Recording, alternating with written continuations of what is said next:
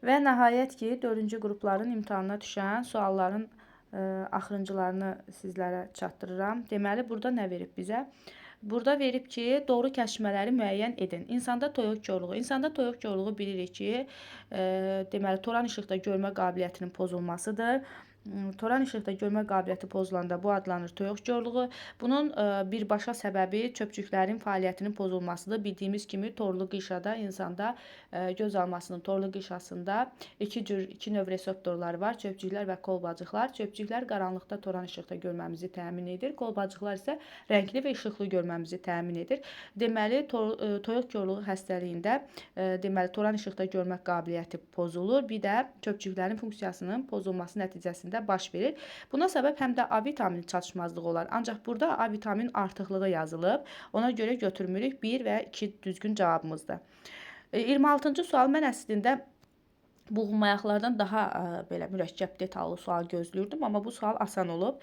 Müəyyən ərazidə yayılmış çay xərçəngi, xaslı hörümçək və may böcəklərinin cəmi 620 yerimayağı var. Bildiyimiz kimi bir çay xərçəngində 5 cüt 10 ədəd yerimayağı var, xaçlı hörümçəkdə 4 cüt 8 ədəd yerimayağı var, may böcəyində isə 3 cüt 6 ədəd yerimayağı var. Və deyir ki, xərçənglərin sayı 48-dir. 48 dənə xərçəng varsa, biz tez 48-i bir xərçəngdə olan ayaq sayına vursaq, deməli 480 dənə ətraf hörümçəyə, daha doğrusu xərçəngə məxsus imiş. 620-dən biz 480-i çıxsaq, cavab eləyir 140. 140 ətraf isə deməli xaçlı hörümçək və may böcəyinə məxsusdur. Bizə də deyir ki, xaçlı hörümçək ilə may böcəyinin ətraflarının sayı 4-ün 3-ə nisbətindədir. O zaman biz deməli xaçlı hörümçəyin ətraf sayını 4x, may böcəyinin ətraf sayını 3x götürsək və bunu 140-a bərabər eləsək, 7x 140 x-də bərabərdir. Burada eləyir 20. Deməli, bəli, 20 eləyir. Deməli, bizdən soruşur ki, burada neçə xaçlı hörümçək olduğunu hesablayın. Deməli, xaçlı hörümçək 4x götürmüşdük onun sayını, yox, ətraflarının sayını daha doğrusu 4x götürmüşdük və 4-ü vurarıq 20-yə, taparıq ki, 80 ətraf var və 80 ətraf da 8-ə böləndə bilirik ki, 80 ətraf 10 dənə hörümçəkdə var.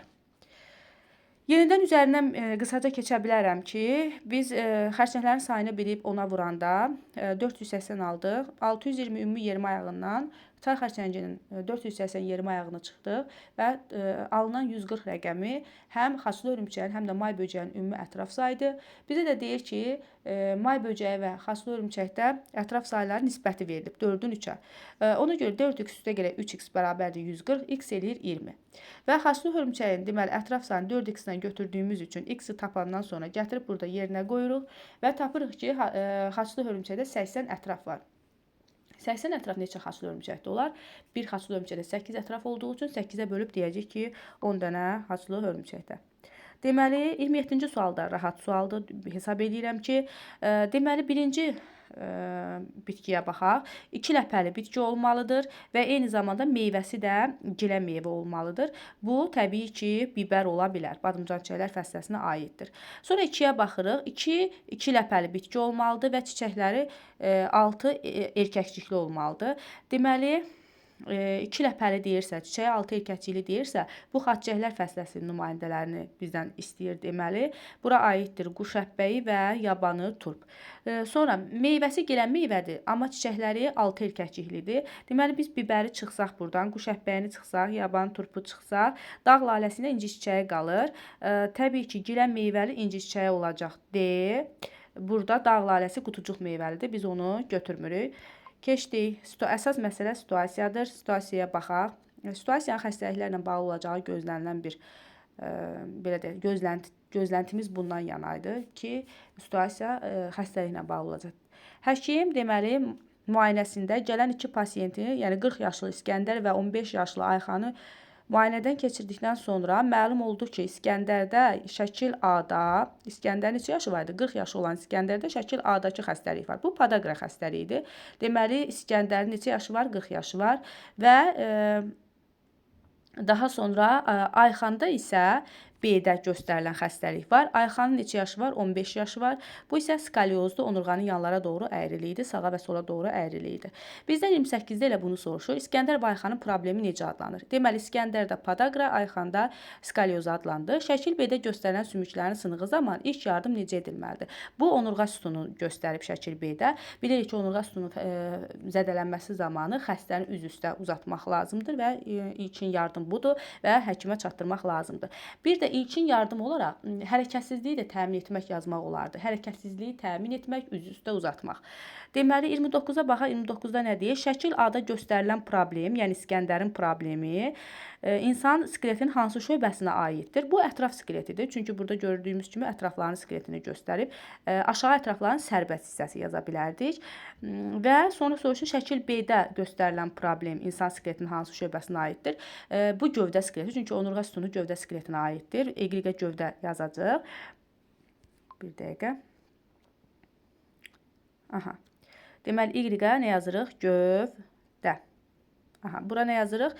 Ətraf skeleti. Ətrafın hətta sərbəst hissəsi yazsaq daha doğru olar. Ətraf. Sonra deyir ki, şəkil A-da göstərilən problem əsasən hansı növ sümük birləşməsinin fəaliyyətini məhdudlaşdıra bilər? Biz də bilirik ki, bax burada bizə göstərilən hissə ayaq darağı ilə barmaq falanqaların arasında osidik turşusunun toplanması nəticəsində yaranır da podagra xəstəliyi və burada hər iki sümük deməli qısa borulu sümükdür. Birləşmə isə hərəkətlidir. Yəni oynaq əmələ gətirir. Onda zeta hərəkətli yazmalıydıq. Bəs T-də nə yazardıq? Onurğa sütunu fəqrələri necə birləşir bir-biri ilə? Bu da yarım hərəkətlidir.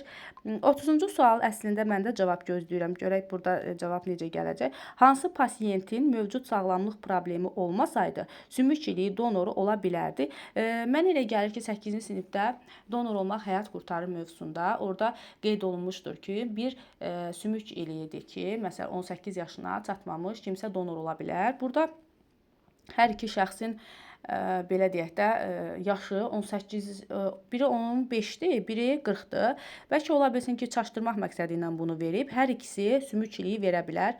Mənə elə gəlir ki, bunların xəstəliyi sümük iliyinin verilməsinə hansısa bir maneçilik törətmir. Amma yenə deyirəm, bu biraz sual işarəsi yaradıb düzü. Ona görə mən də bunun cavabını sizlərlə bərabər gözləyirəm. Diqqətiniz üçün təşəkkür.